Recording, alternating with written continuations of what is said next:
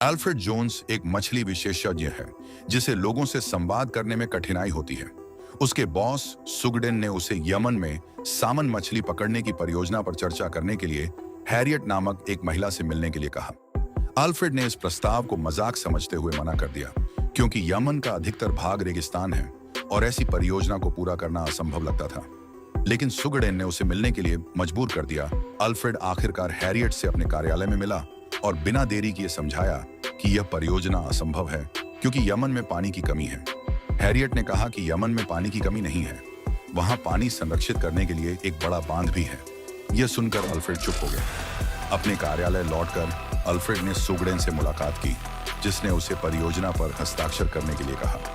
पहले तो अल्फ्रेड ने मना कर दिया, लेकिन आखिरकार सुगडेन के प्रलोभन में आकर हस्ताक्षर करने के लिए राजी हो गया। अगले दिन अल्फ्रेड ने सैल्मन मछली पकड़ने की परियोजना का अपना विचार हैरियट को प्रस्तुत किया। हालांकि उसने व्यंग्यात्मक तरीके से पेश किया, लेकिन हैरियट ने उसकी बुद्धिमत्ता की प्रशंसा की और परियोजना के लिए $50 मिलियन का खर्च बताया। हैरियट ने उसे आश्वस्त किया कि यह परियोजना सफल होगी और अल्फ्रेड से कहा कि निवेशक उससे मिलने वाले हैं। संक्षेप में अल्फ्रेड प्रधानमंत्री की प्रचारक पेट्रिसिया मैक्सवेल से मिला और उसे बताया कि उसे यमन में 10,000 सामान भेजने की जरूरत होगी। मैक्सवेल सहमत हो गई और इस परियोजना को प्राथमिकता दे दी।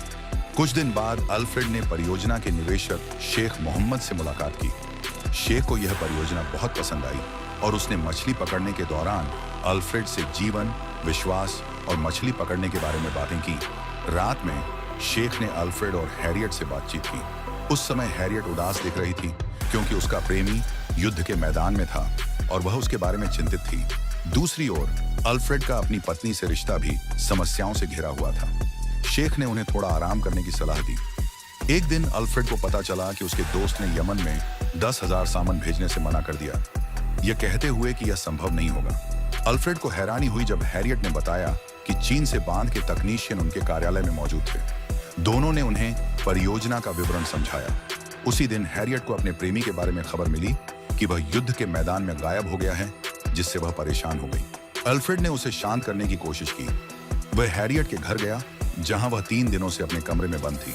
अल्फ्रेड उसके लिए सैंडविच लेकर आया और उसे खाने के लिए मनाया क्योंकि वह कई दिनों से भूखी थी, जो उसके स्वास्थ्य के लिए खतरनाक था। अल्फ्रेड की देखभाल से हैरियट ने आखिरकार खाना खाया। इस दौरान उन्होंने अपने जीवन के बारे में बात की। अल्फ्रेड ने बताया कि उसे अगले दिन यमन जाना है और उसने हैरियट को भी साथ चलने के लिए मनाने की कोशिश की। अल्फ्रेड ने कहा कि उसकी मेहनत और सहायता परियोजना के लिए बहुत जरूरी है। यह सुनकर हैरियट खुश हुई और मुस्कुरा दी। यमन पहुंचकर अल्फ्रेड और हैरियट ने शेख से मुलाकात की, जो अपने एक कर्मचारी से बहस कर रहा था। शेख ने उन दोनों से इसके लिए माफी मांगी और उन्हें मछली पकड़ने के क्षेत्र में ले गया, जहां परियोजना की प्रगति शुरू हो चुकी थी। इस बीच कार्यालय में सुगडेन ने भी परियोजना के लिए 10,000 सामान जुटाने की कोशिश जारी रखी, लेकिन दुर्भाग्य से मीडिया ने यमन में सामन मछली पकड़ने की परियोजना पर नकारात्मक रिपोर्ट दी। कुछ दिनों बाद मैक्सवेल ने शेख की हवेली में दोपहर के भोजन और व्यावसायिक चर्चा के लिए शेख, अल्फ्रेड और हैरियट को कैद में सामान देखने के लिए आमंत्रित किया। मैक्सवेल ने परियोजना के लिए कैद से सामान देने की पेशकश की, लेकिन शेख ने यह प्रस्ताव ठुकरा दिया।